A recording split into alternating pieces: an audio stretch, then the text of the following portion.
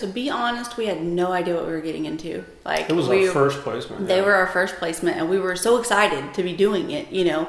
We'd gone through the classes, and so it's like, you know, we knew what everybody tells you in the classes, and you're just kind of like, okay, well, that probably won't happen to us, or we probably won't get those behaviors. I think looking back, some of the fears that we probably had in the beginning were, how are these kids going to respond to the way that we live?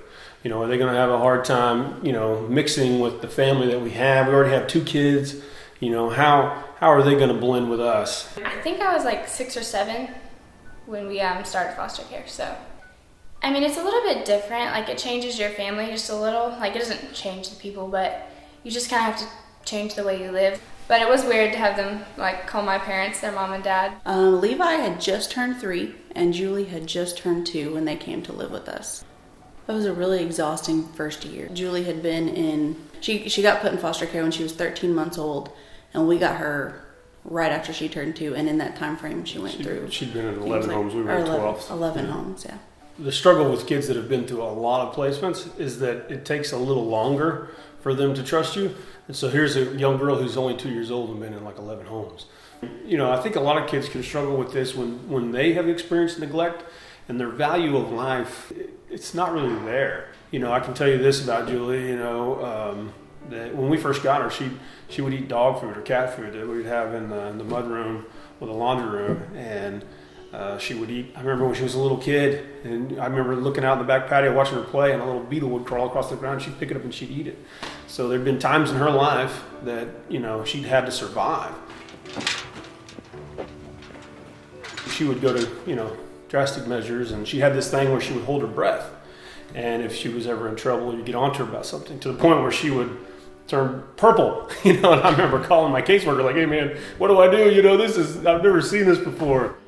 It was difficult. We weren't used to having the little girl scream all the time because, like, Hoyt was the baby and he was pretty well behaved. So there were times where I'd be like, well, we didn't have to do this way. It could still just be me and Hoyt, because I think as a big family we were limited to some of the things we could do. In the beginning, I mean, it was really hard. There was a lot of times where, me personally, I was just like, I don't know if this is worth it. I don't know if we can do it. Just because of the stress that it had put on our family, because we couldn't do anything. We couldn't go anywhere without fear of a outrage or, you know, a behavior coming out in the middle of the grocery store. We have the green bean story. There's not enough time for that story. I remember, like, the green bean episode where she had to eat this, like, serving of green beans. It wasn't that big, but it took her, like, hours. Just to try to get them to eat their vegetables, you know, can be such a big deal. As we kind of started working through it, we realized that this wasn't her. This is just the environment that she's been in. And so kids are like sponges. We always say that, but we don't realize that is so true until you see what's coming out of the sponge, you know, and you realize this couldn't be the natural, you know, attitude of a 2-year-old.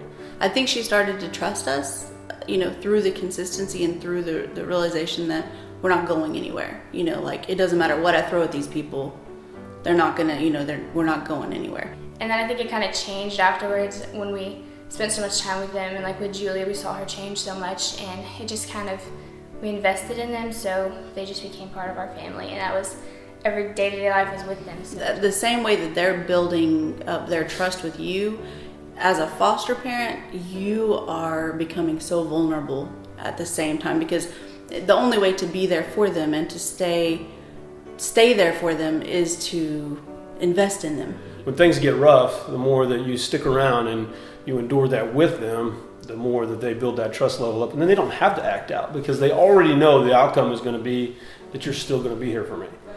It took some getting used to, but eventually she righted most of her behaviors, and she's like a really sweet little girl now,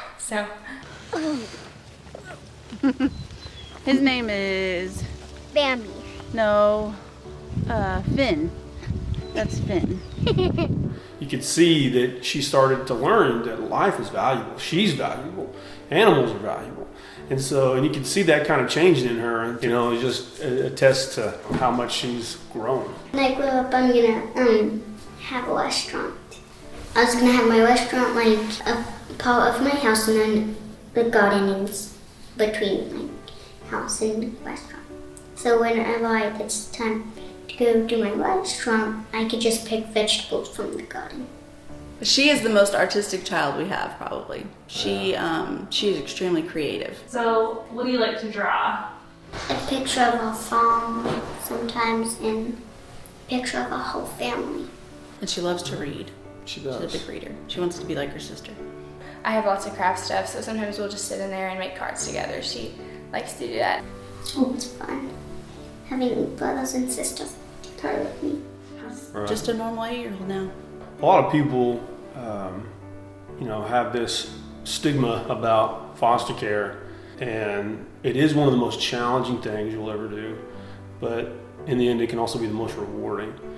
And I can honestly say that I don't think there's anything we've invested more in this life than foster care, but it's also been the thing that's given us the greatest return.